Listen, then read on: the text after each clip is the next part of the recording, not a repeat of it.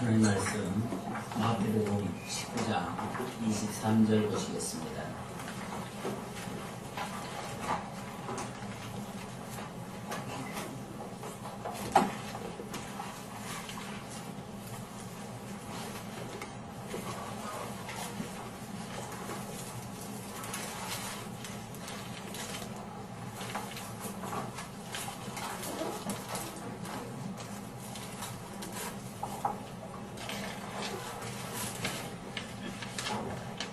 마태복음 19장 23절 공독하겠습니다. 예수께서 제자들에게 이르시되 내가 진실로 너희에게 이르노니 부자는 천국에 들어가기가 어려우니라. 다시 너희에게 말하노니 약대가 바늘기로 들어가는 것이 부자가 하나님의 나라에 들어가는 것보다 쉬우니라 하신대. 제자들이 듣고 심히 놀라 가로되 그런즉 누가 구원을 얻을 수 있으리까? 예수께서 저희를 보시며 가라사대 사람으로는 할 수 없으되 하나님으로서는 다 할 수 있느니라. 아멘. 26절까지 공독해 드렸습니다.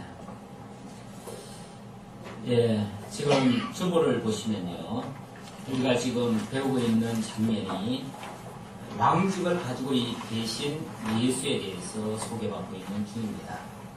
예수가 왕이시다. 예수가 왕이라는 사실은 예수가 그리스도심을 증거하는 아주 핵심적인 조건입니다. 예수가 그리스도심이 증명되려면 반드시 삼직을 가지고 계셔야 되는데, 그가 참 선지자가 되셔야 되고 왕이심을 증명해야 되고 또 제사직을 가지신 자이심을 증명해야 됩니다. 그런데 선지직을 가지셨다는 사실은 이미 마태복음 5장부터 16장 초반까지 증거를 했고요. 16장 하반부터 이제 25장까지 왕직을 가지고 계시다는 사실을 증거를 하고 있습니다.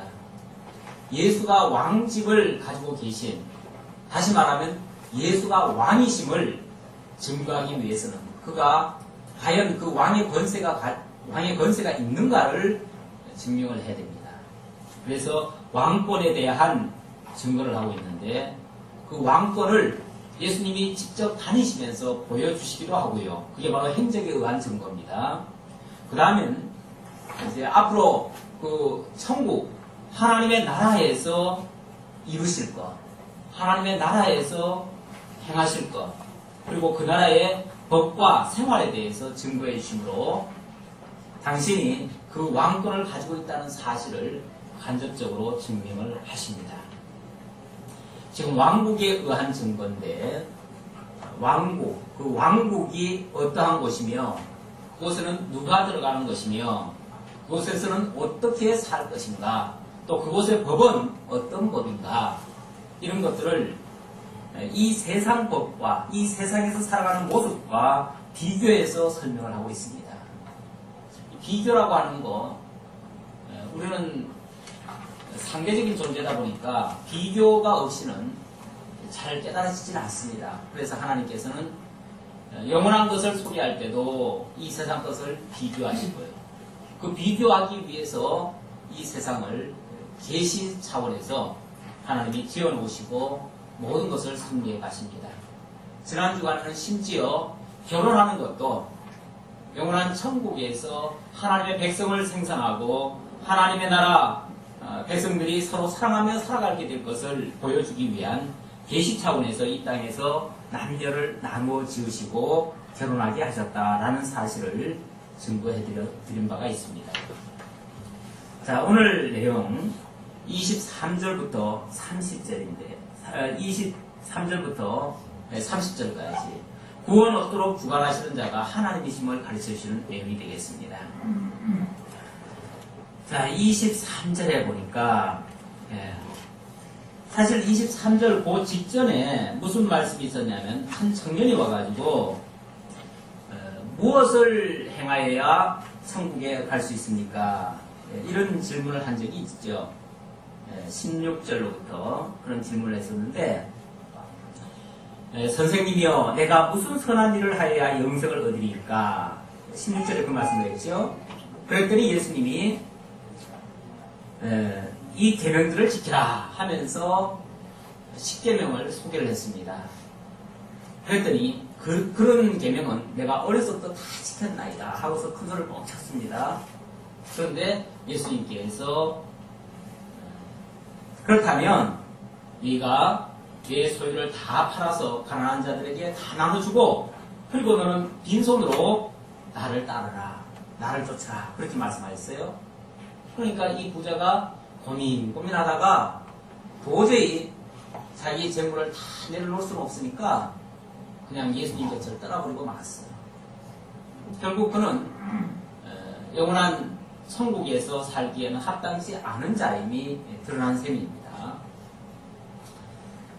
자, 그리고 나니까 예수님께서 제자들을 보시면서 그렇게 말씀하시는 거예요. 예수께서 제자들에게 이르시되 내가 진실로 너에게 이르노니 부자는 천국에 들어가기가 어려우니라.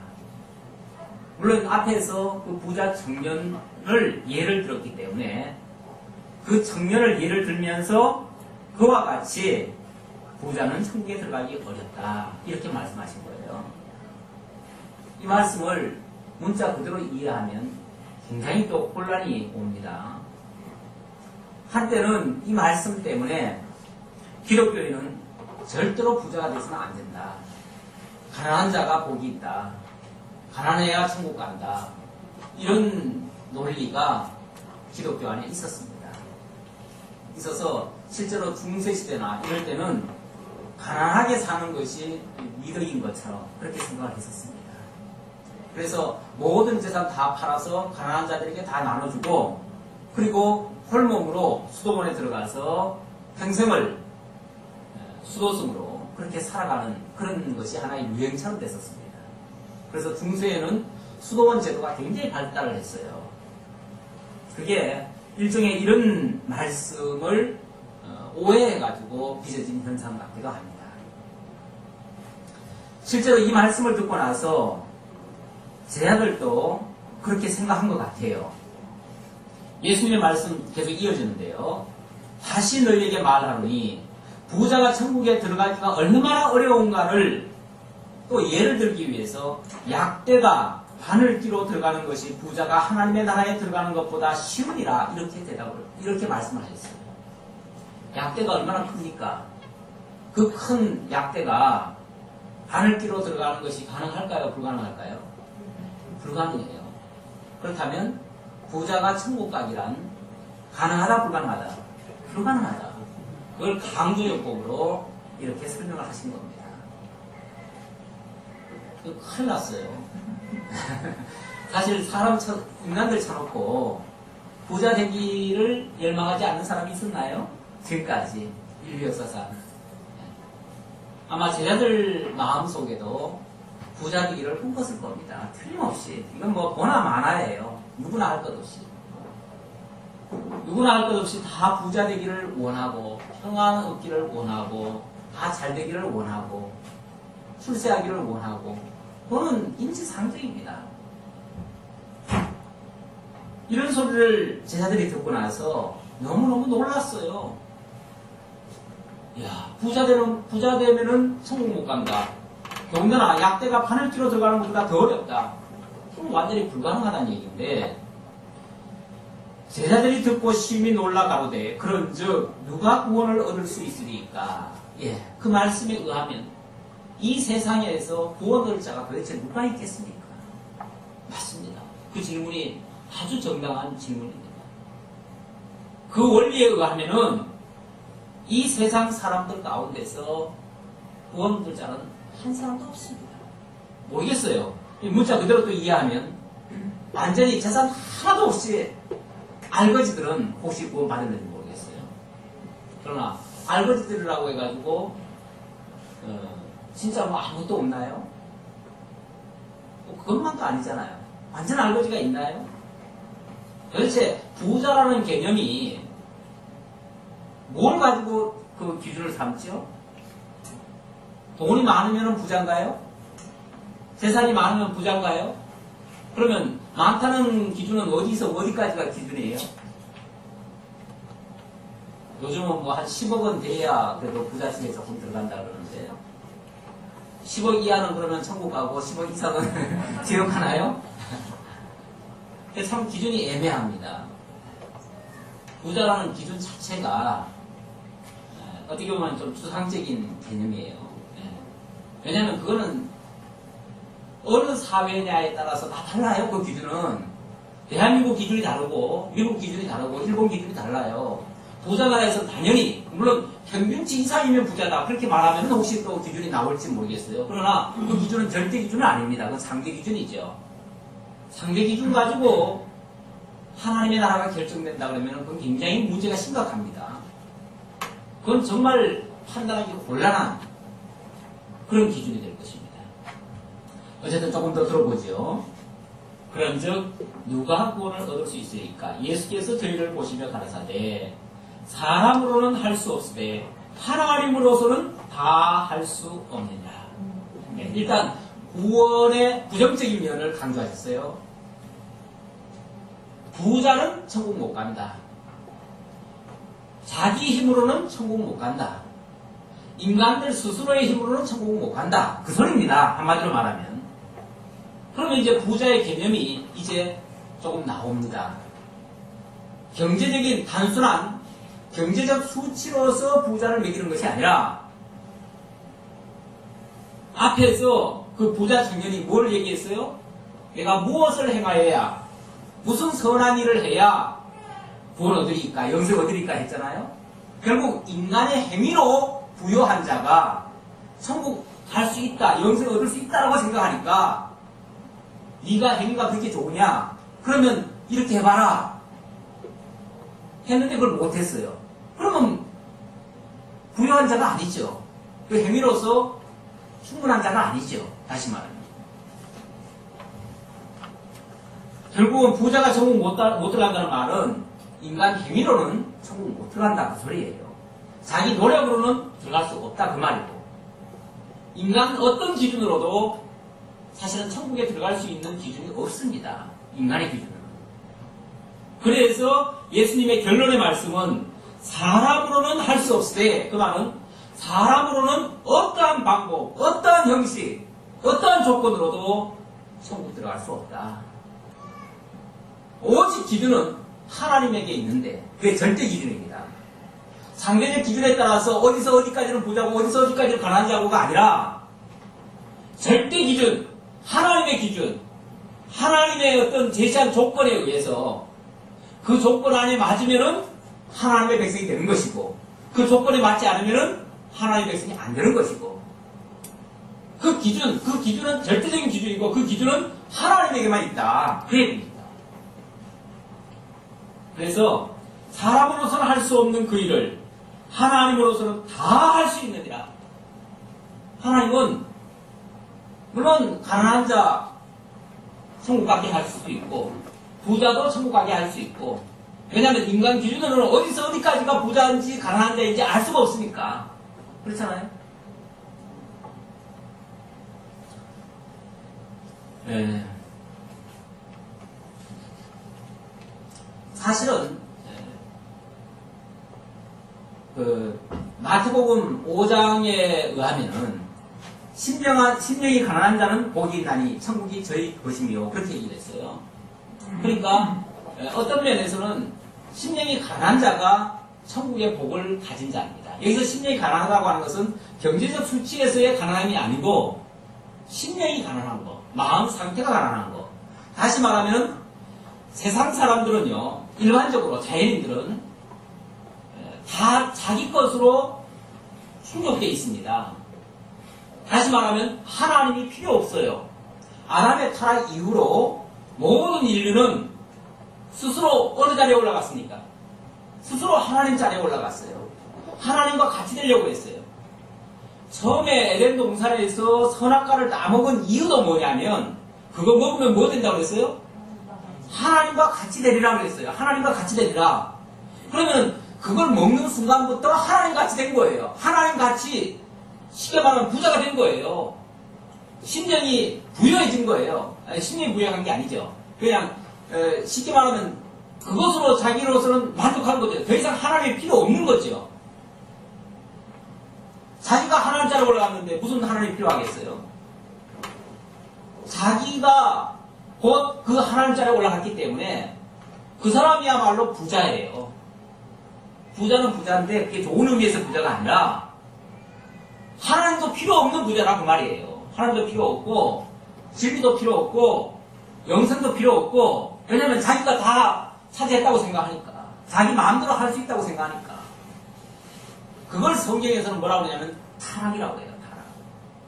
아니 선악을 알게 하는 나무 열매 뭐 어떤 사람은 복숭아다 그러는데 복숭아인지 아닌지는 절대 모릅니다. 그는. 근데 세상에 복숭아라고 칩시다. 복숭아 하나 먹었다고 세상에 지옥 보냅니까? 그런 법은 없잖아요. 그렇죠? 아니 과일 하나 먹은 게 뭐 그렇게 큰 죄입니까? 그거 먹은 게 죄가 아니고 그걸 먹음으로써 하나님 같이 된 그 상태가 결국은 하나님을 배척한 것이고 하나님 배척한 것이고 그게 타락이에요. 그게 부요함이에요. 세상 것은 부요함이에요. 그런 자는 천국에 합당치 않다는 얘기예요. 하나님 필요 없는 자가 무슨 천국이 필요합니까? 자기 것으로 가득 차 있는 자가 무슨 하나님이 필요합니까? 경제적이라는 것은 사실은 그거하고는 아무 관계 없는 얘기예요.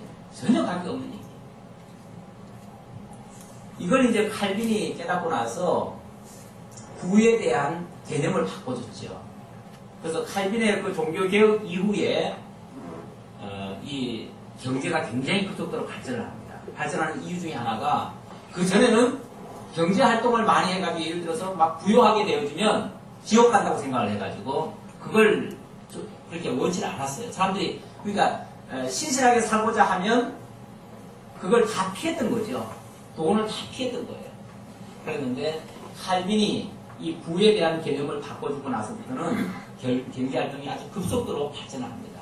그래서 그 학교에서 그 배울 때 보면 그 칼뱅 이후로 그 일반 학교에서는 그 칼뱅이라고 그러죠. 그 칼뱅 이후로 굉장히 경제 발전이 많이 됐다. 그런 책에서 제가 본 기억이 있습니다.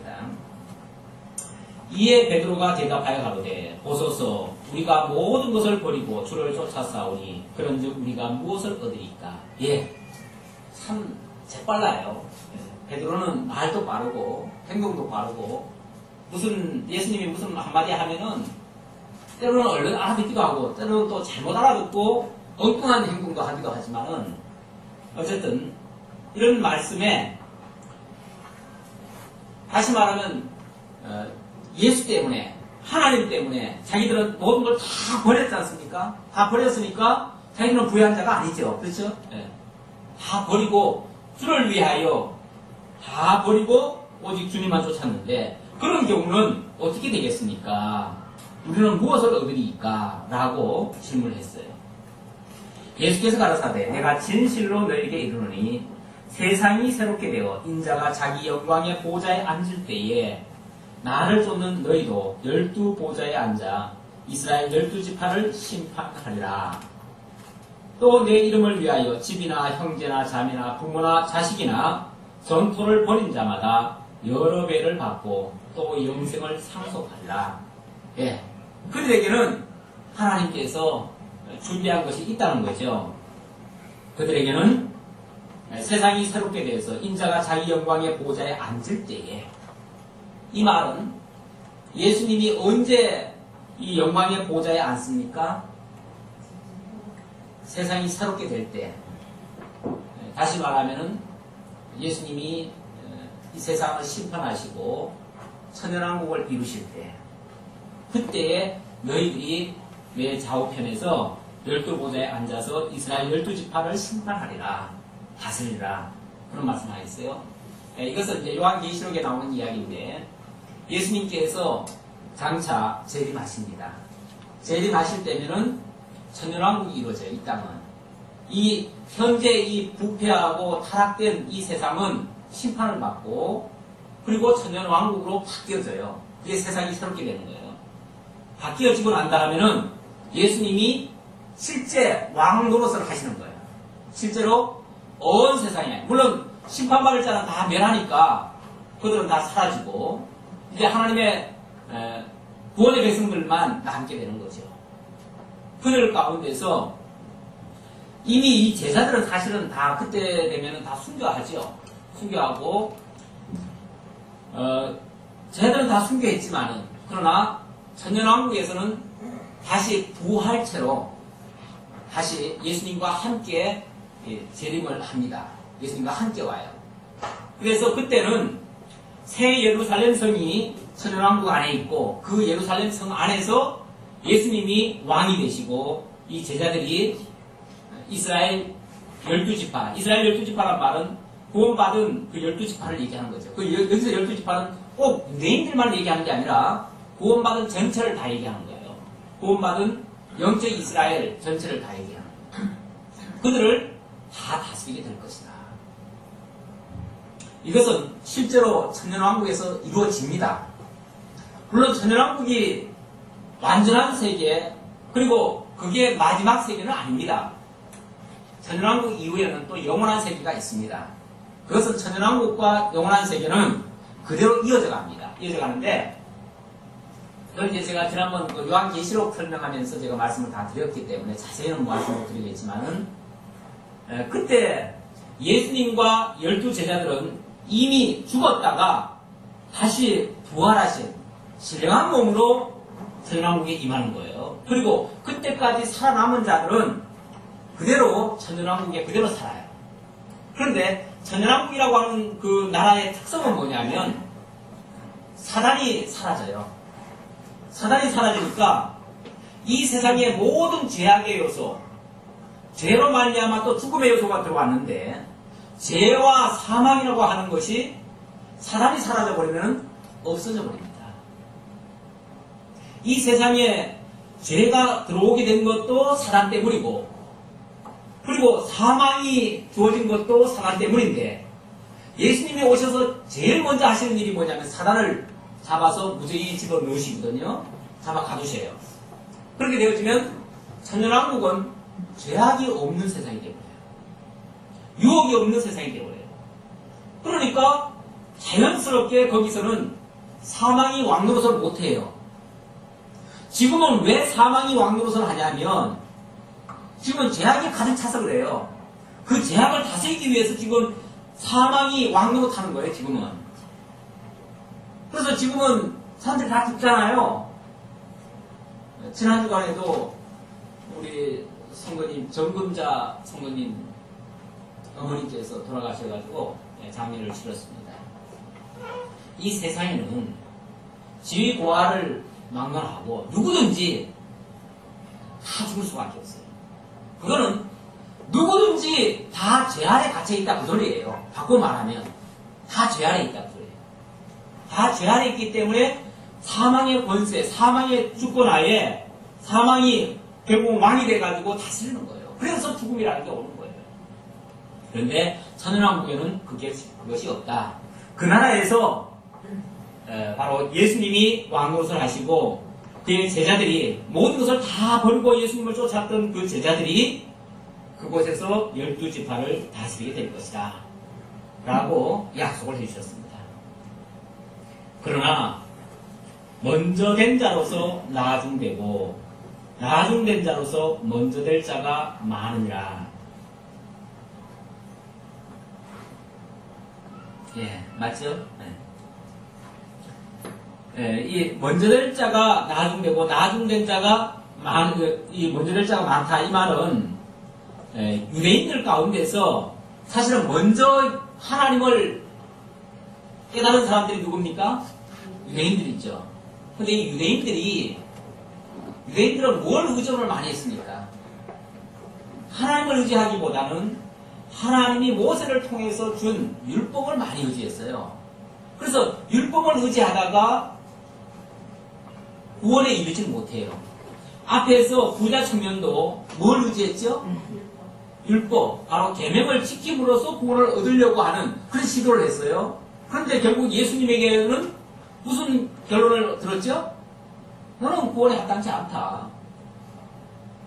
율법에 의해서 구원 얻고자 하는 자는 하나님의 나라에 합당치 않다라고 한정적으로 예수님이 말씀해 주셨어요. 그러니까 먼저 되었던 유대인들은 뭐가 되는 거예요? 구원에서 탈락이 되어지고 오히려 율법과는 상관없이 나는 죄인으로소이다 하고서 모든 것을 다 버리고 그야말로 심령이 가난해서 예수를 붙들은 자, 하나님께로 나온 자, 그들은 오히려 구원을 얻게 되었어요. 그런 의미에서 먼저 된 자들로서 나중되어지고, 다시 말하면 먼저 구원을 받았던 유대인들은 구원에서 열애가 되어지고, 그리고 나중된 자, 바로 이방인들입니다. 이방인들은 먼저 될 자가 많으니라. 그 이방인들이 오히려 구원을 얻게 될 것이다. 예수로 말미암아. 그게 하나님의 능력이에요. 율법을 지켜서 자기 힘으로 구원을 얻으려고 하는 시도는 다 무효가 되어지고, 하나님의 절대 기준에 의해서, 그 절대 기준은 다른 게 아니고요, 하나님의 언약입니다. 하나님의 언약에 의해서 구원 얻을 자, 영원한 택한 백성들, 아까 집사님 기도하신 것처럼 만세 전부터 하나님이 택정한 자를 너는 내 백성이다, 하나님의 자녀로 구원해 주시는 이런 역사, 그게 하나님의 하시는 일이에요. 사람으로서는 할 수 없는 일을 하나님으로서는 다 하실 수 있다. 그걸 가르쳐주기 위해서, 절대적인 하나님의 기준에 의해서 구원 얻을 자를 구원 얻게 하신다는 것을 가르쳐주기 위해서 20장에서는 왕권의 성질을 소개하고 있습니다. 그런 왕권의 어떤 특성, 그 특성이 어떠하냐, 독특해요. 이 세상의 어떤 기준과는 많이 달라요. 사실은 이 세상의 기준이라는 것이 원래는 다를 수가 없지요. 왜냐하면 하나님이 이 세상을 만들어 놓은 게 당신을 계시하기 위해서 만들어 놨으니까, 사실은 이 세상의 모습을 통해서 영원한 천국을 바라볼 수가 있어야 돼요. 그게 자연스럽죠. 그렇죠? 왜냐하면 그 계시니까. 계시를 보면서 실체를 볼 수 있는 것이 그게 합당한 건데, 문제는 세상이 하나님이 지어놓은 그대로 있는 게 아니라 많이 타락을 해버렸잖아요. 많이 바뀌었어요. 세상 제도가 많이 바뀌었어요. 그렇죠? 세상의 모든 것들이 다, 그게 이제 소위 말해서 문명이 발달했다, 이렇게 얘기하는 거예요. 좋게 말하면 문명이 발달하고 사람들의 그 의식이 많이 깨어나고, 그런데 발달하면 발달할수록 사실은 하나님의 그 기본 원리에서는 많이 벗어난 거예요. 이해가 되십니까? 그러니까 문명사회라는 것이 한편으로는 좋은 거지만 사람 편에서는 좋은 거예요. 사람에게는 유익을 주는 것이고 사람에게는 도움을 주는 일인데, 그게 하나님을 계시하는 데 있어서는 점점 멀어지는 경향이 있어요. 그래서 무조건 발전이라는 것이 상책만은 아닙니다. 하나님이 때때로 발전을 시키는 것도 있지만은, 그러니까 인간을 타락하게 하기 위해서 점점 발전시키는 것도 있지만은, 한편으로는 당신을 계시하기 위해서 꼭 필요한 것들은 발전을 안 시키고 그대로 머물게 하는 것들이 있어요. 그래가지고 발전을 전혀 안 시키고 옛날에 그 방식, 그걸 그대로 고집하고 그대로 수호하는 그런 일들도 있어요. 그런 데서 우리가 많은 기회를 또 얻게 되고, 그런 데서부터 하나님의 어떤 원리를 또 발견할 수도 있어요. 그런 면에서 하나님께서는 물론 발전시킬 거는 시키지만은 발전 안 시킬 것도 하나님께서 주셨는데, 저는 이 왕정 체제, 지금 이렇게 발달한 이 세상 전부가 그냥 전부 다 민주세계 같이 되어버렸잖아요. 심지어 북한도 보니까 뭐 이름은 조선민주주의 인민공화국이더라고요. 그러니까 그렇게 북한같이 그렇게 독재를 쓰는 나라도 민주주의라고 해요. 그렇죠? 민주주의. 그러니까 민주주의라는 이름 하에 온 세계가 지금 다 지금 정치적으로는 굉장히 발전을 한 거예요.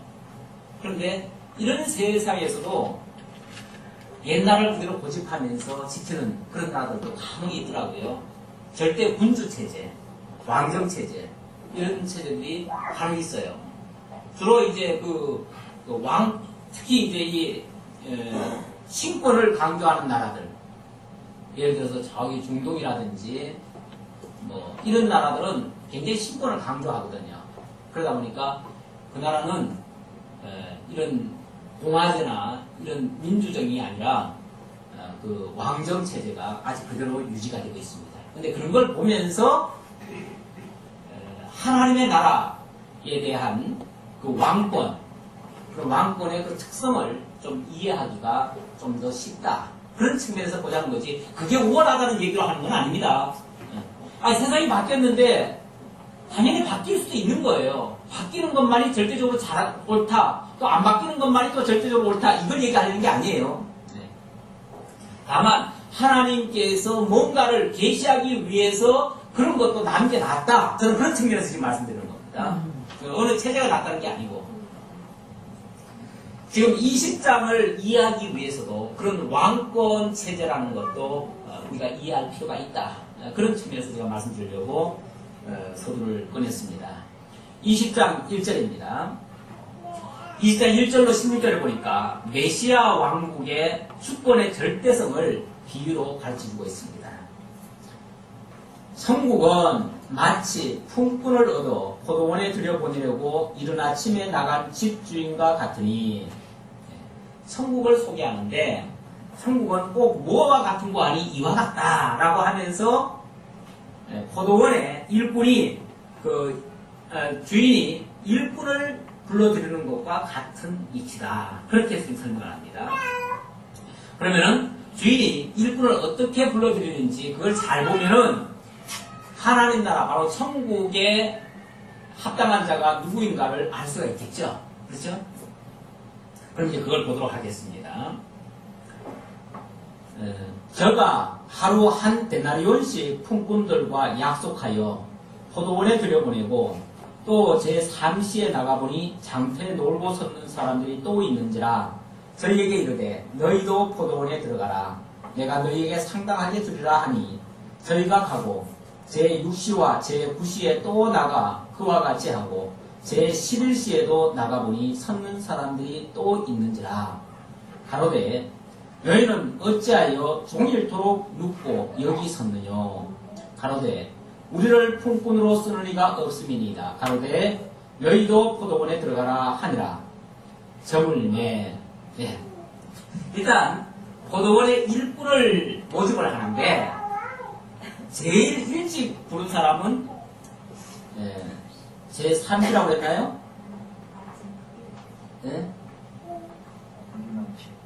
이른 아침 들어보내고 이전에 나오죠.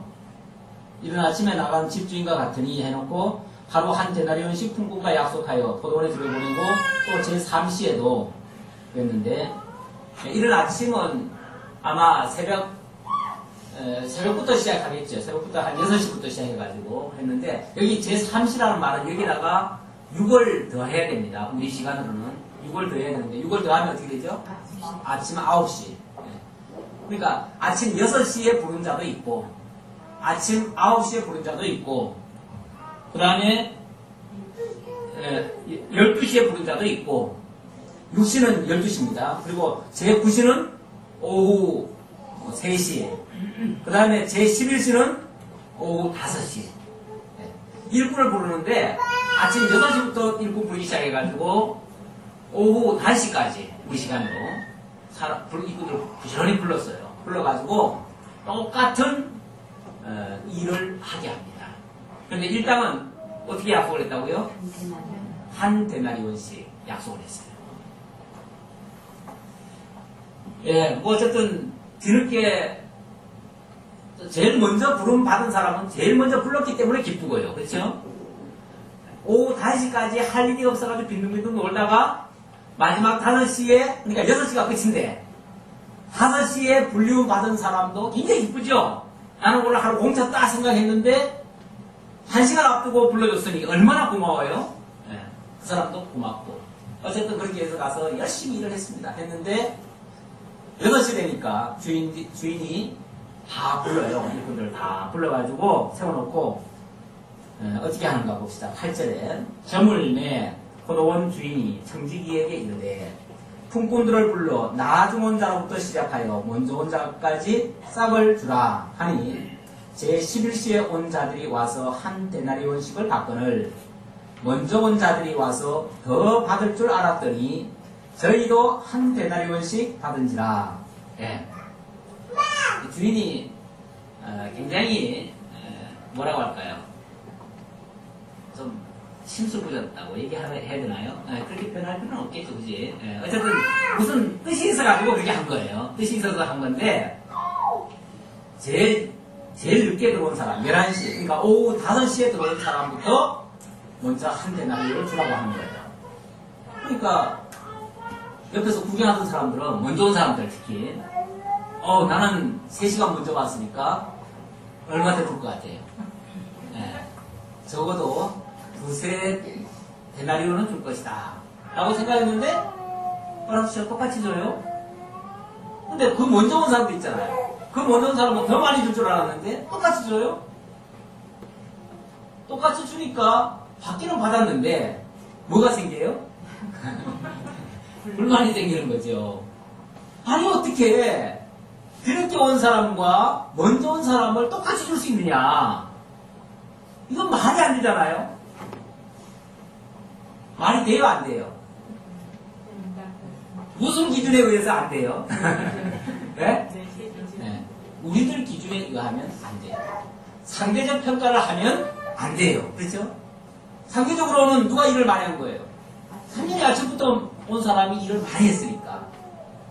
일을 많이 했으니까 당연히 많이 한 사람을 많이 줘야지요. 그런데 많이 한 사람이나 조그만 사람이나 똑같이 준다면 이게 얼마나 불공평한 거예요? 이게 이제 사람들의 생각이에요. 이게 사람들의 생각이고 하나님의 기준은 그렇지 않아요. 하나님은 많다 적다 라는 개념이 사람들이 생각하는 그런 시간의 개념, 어떤 물질 양의 개념, 그러니까 시공형의 개념에서 하나님은 판단하시는 게 아니에요. 하나님의 기준은 시공형을 초월한 기준이에요. 하나님 자신이 시공형을 초월하신 분이시고 절대자이시고 절대적 기준을 가지고 계신 거예요. 인간 상대의 어떤 비교에 의해서 평가해가지고 네가 너보다 낫구나 이렇게 평가하시는 분이 아니에요. 하나님은 하나님의 절대적인 기준이 있어요. 그 기준이 바로 뭐냐면 하나님의 약속이에요. 여기 지금 집주인이 각 사람들에게 뭘 했어요? 약속을 했어요. 약속을. 뭘 약속했어요? 1시에 오는 사람이나 6시에 오는 사람이나 5시에 오는 사람이나 똑같이 한 데나리온을 약속했어요. 그런데 뭐가 잘못이 있어요? 뭐가 문제가 있냐고요? 뭐가 불합리해요? 약속을 그렇게 했는데 약속을 그렇게 했으면 불합리한 게 하나도 없지요. 약속대로 한 거니까 얼마나 선하신 거예요. 억진가요? 약속대로 했으면요 선한 거예요. 그게 하나님의 뜻이래요. 여기 주인도 나중에 그 말을 해요. 자, 한번 봅시다. 더 받을 줄 알았더니 10절 봅시다. 먼저 온 자들이 와서 더 받을 줄 알았더니 저희도 한 데나리온씩 받은지라. 받은 후 집주인을 원망하여 가로되 나중 온 이 사람들은 1시간만 일하였거늘 저희를 종일 수고와 더위를 견딘 우리와 같게 하였나이다. 주인이 그 중에 한 사람에게 대답하여 가로되 친구여 내가 네게 잘못한 것이 없노라. 네가 나와 한 데나리온의 약속을 하지 아니하였느냐. 네 것이나 가지고 가라. 나중 온 이 사람에게 너와 같이 주는 것이 내 뜻이니라. 이 주인이 폭군인가요? 폭군 아니죠? 폭군이라면 약속한 거를 안 지킬 때 그걸 폭군이라고 해요. 그렇잖아요? 약속한 것을 안 지킬 때 폭군이라고 할 수 있고 약속 외에 무리하게 요구할 때 그걸 폭군이라고 얘기할 수 있죠. 그리고 약속과는 상관없이 막 자기 뜻이 왔다 갔다 하는 거 이게 폭군이죠. 폭군들의 전형적인 모습은 신실하지 않잖아요. 약속을 안 지키잖아요. 자기 멋대로잖아요. 자기 멋대로. 지금 이게 자기 멋대로인가요? 자기 멋대로가 아니라 약속하신 대로 지켜주는 거예요. 얼마나 신사적이에요. 네. 약속한 대로 지켜준 것이고 그 약속이 당신의 뜻이고 당신의 뜻이 선한 것이고 약속한 대로 지켜줬는데 뭐가 잘못되냐. 특히 나주는 사람에게 너와 같이 주는 것은 어떻게 보면 그 사람에게 더 굳이 비교하자면은 더 온정을 베푼 것이죠. 더 온정을 베풀었다고 나쁘다고 할 수 있나요? 예를 들어서 나에게는 온정을 안 베풀고 남에게 온정을 더 베풀었다고 해서 불만 가질 수 있냐고요. 그럴 수는 없죠. 온정을 더 베푼 것에 대해서 뭘 해야 돼요? 참 고맙다 이렇게 생각을 해야지 온정 더 베풀었다고 해가지고 불만을 가질 수는 없는 거예요. 그러니까 내가 선함으로 네가 나를 악하게 보느냐 그거는 잘못된 것이 아니냐는 거죠. 여기서 그래서 가장 중요한 것은 바로 약속입니다. 하나님은 절대적인 기준을 가지고 있어요. 그 절대적 기준이 바로 약속입니다. 이 세상에서도 학교에서 아이들을 평가할 때 상대평가와 절대평가를 하는 경우가 있지요. 사회에서 마찬가지죠.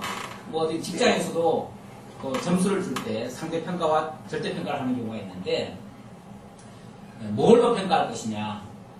상대평가가 굉장히 공평한 것 같기도 해요. 어떻게 보면. 왜냐하면 여러 사람들과 비교해가지고 하는 거니까 그런 것 같긴 하지만 그게 막 무한 경쟁을 시켜가지고 예를 들어서 상대평가를 하려고 하면은 어떤 딱 미리 옷을 박아놓죠. 예를 들어서 10명을 뽑는다 하는데 그 10명을 뽑기 위해서 무한 경쟁 시켜놓고 그 중에서 상대적으로 조금이라도 더 우월한 사람을 뽑으려고 그러다 보니까 얼마나 경쟁이 치열하겠습니까? 자기네들끼리. 그러니까 같이 시험 보는 자들이 친구가 아니라 뭐죠? 다 적이 되는 거죠. 적이. 다 적으로 여기고 그냥 막 무한 경쟁하듯이 그렇게 해가지고 치열하게 상대를 꺾어야 내가 이긴다. 이렇게 되니까 서로 사랑하는 관계가 아니라 뭐예요? 서로 경쟁하는 관계. 그 중에서 왜냐면 10명 안에 들어가야 되니까 10명이라고 미리 정해놨으면 얼마나 치열한지 몰라요. 실력이 아무리 좋아도 안 되면 안 되는 거예요. 그 안에 들어가야 돼. 무조건 상대를 이겨야 돼. 10명 안에 무조건 들어가야 돼. 이게 세상에 어떻게 보면은 이 평가 기준입니다. 일반적으로. 절대평가는 그렇지 않죠. 절대평가는 어떤 점수에만 도달하면 아니면 어떤 기준에만 맞으면 그가 10이든 100이든 만이든 아니면 하나도 없든 기준에 안 맞으면 하나도 없을 수도 있고요. 기준에 맞으면 무한으로 들어갈 수 있고요. 그 기준에만 절대 기준에만 맞추면 되는 거예요. 그 절대 기준으로 사실은 하면은 서로 간에 경쟁을 하는 게 아니고 서로 격려할 수가 있어요. 서로 힘을 북돋아줄 수 있어요. 그러니까 이 하나님의 나라 법과 이 세상 나라의 법이 이와 같이 차이가 나요. 세상 법은 무한 경쟁을 해야 돼. 남을 이기지 않으면 내가 져요. 내가 죽어요. 스포츠 게임이 뭐 굉장히 아주 재밌고 좋긴 한데 그 공 하나 가지고 내가 넣으면 어떻게 돼요? 우리는 막 기뻐서 날뛰지만은 상대방은 어떻게 돼요? 그것 때문에 울잖아요. 수많은 사람을 울려야 내가 기뻐할 수가 있어요. 내 기쁘기 위해서 상대방을 다 죽여야 돼. 그게 세상에 어떻게 보면은 그 경쟁 관계로 유도하는 그 상대평가로 하는 그런 기준이에요. 그게 세상 법이에요. 근데 거기에 우리가 너무 익숙해지다 보니까 전부 다 이 사람과 나를 갖다 자꾸 비교를 하다 보니까 내가 너보다 더 낫다. 내가 너보다 더 일을 더 많이 했다. 이런 기준을 자꾸 갖다 대입을 하는 거죠. 그러니까 불만이라고 하는 게 다 거기서 나오는 겁니다. 내가 이 사람보다 더 나은데, 내가 이 사람보다 더 잘했는데 왜 나를 평가 안 해주냐 이거죠. 그게 이제 불만이 되는 거죠. 근데 절대 기준에 의하면 불만 있을 게 없습니다. 절대 기준에 의하면. 그러니까 이 세상은 원래 불만 투성입니다. 왜냐하면 다 만족할 수가 없어요. 그 기준이라는 게 기준이라는 게 결국 딴 게 아니고요. 상대방을 죽여야 이기는 기준이에요. 그렇잖아요? 모든 세상 구조가요. 살아남은 자, 끝까지 살아남은 자에게 모든 기회가 주어지고요. 중간에 포기하고 낙심하고 죽거나 이러면은요, 그 사람은 다 매장되는 거예요. 다 끝나는 거예요. 굉장히 정말 살벌한 그게 이제 이 세상 기준입니다. 그 기준에 익숙하다 보니까 우리가 그 기준에 의해서 자꾸만 원망 불평을 하는데 하나님의 나라는 그런 것이 아니다. 하나님의 나라는 인간들끼리 경쟁할 필요도 없고요. 그렇죠? 상대방을 죽게 할 이유도 없고요. 오히려 모든 사람 1시간만 일하는 사람이나 10시간 일하는 사람이나 모두가 다 서로가 서로를 위해서 격려하고 독려하고 힘을 보태줄 수 있는 그런 나라예요. 그것은 어떤 기준인가? 결국 하나님의 절대적 기준, 하나님의 영원한 계획, 하나님의 영원한 작정, 이게 뜻이죠. 그 뜻에 의해서 약속한 대로 약속을 했으니까 그 약속이 아주 선한 방식입니다. 약속하고 약속대로 이루는 것은 아주 선한 일이에요. 근데 그 선한 것을 사람들은 오해를 해가지고 내가 선함으로 네가 나를 악하게 보느냐, 그 자기 기준으로 평가를 하니까 하나님을 악하게 보는 거죠. 하나님 너무 불공평해요. 아니에요. 하나님 굉장히 공평하신 분이에요. 하나님 너무너무 공평하신 분이십니다. 너무 정의로우시고 공의로우시고.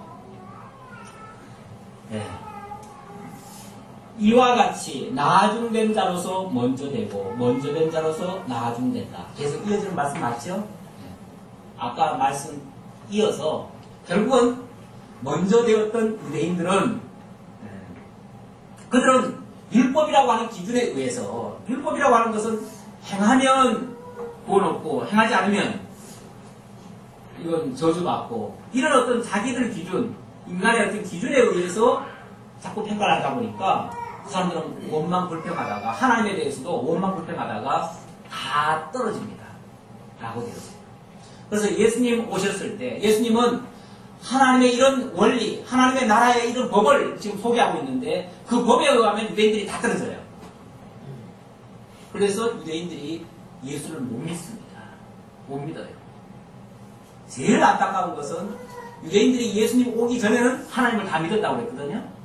근데 예수님이 오셔가지고 하나님을 새롭게 설명을 하고 재해석을 해주니까, 율법을 재해석해주니까 거기에 다 끌려 넘어지는 거예요. 그래가지고 유대인들은 예수를 못 믿고, 그래서 먼저 된 자들이 나중되어지고, 나중된다는 말은 일단은 구원을 받지 못합니다. 못하는데 그들이 나중에는 또 다시 구원을 받게 되어져요. 그건 언제냐면, 일단 유대인들이 예수를 거부하고 난 다음에 이방인들이 예수를 영접하게 되어집니다. 이방인들은 왜냐면, 아까 비유적으로 말하면은 이방인들은 어디에 해당되는 사람이에요? 네, 마지막 5시에 고도원에 들어온 사람과 같은 사람들이에요. 그 사람들은 1시간만 일하고도 10시간, 12시간 일한 사람과 똑같은 대접을 받으니까 얼마나 감사해요. 그 은혜가 더욱 넘치잖아요. 배나 더 넘치잖아요. 그러니까 충성을 다하는 거죠.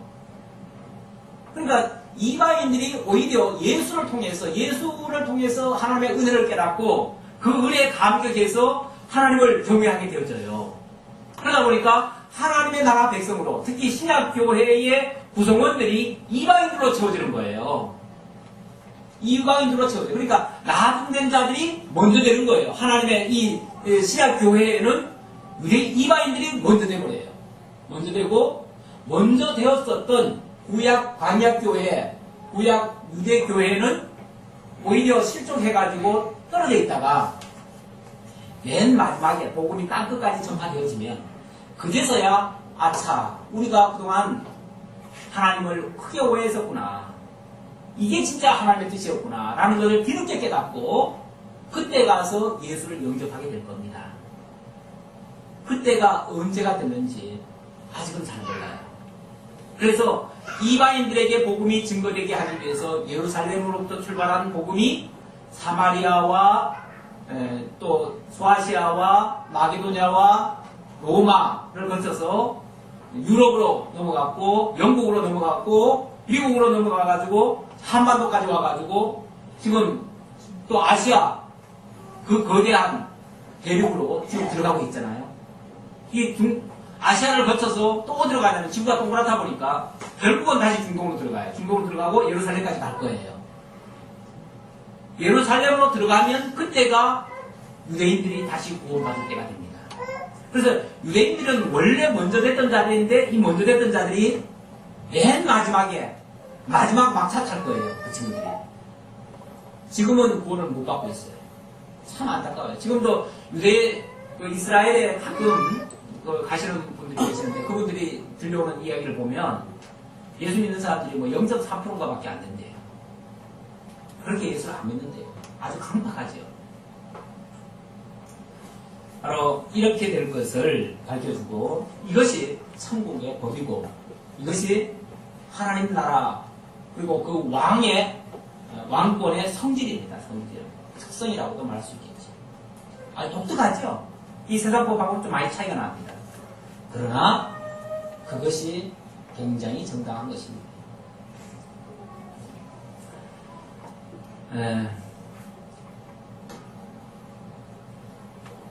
여기까지 보도록 하죠. 오늘은 여기까지 보고 다음에 이어서 예수님이 계속해서 그 왕권을 보여주시기 위해서 당신이 죽었다가 다시 사심으로 사망 권세를 이기실 것을 예고해 주시고 그 나라에 그 메시아 왕국의 모든 주권이 아버지께 있음을 밝혀줍니다. 이런 장면들 다음 주에 계속 이어서 설명드리고 약속하고 말씀 마치겠습니다. 기도하겠습니다.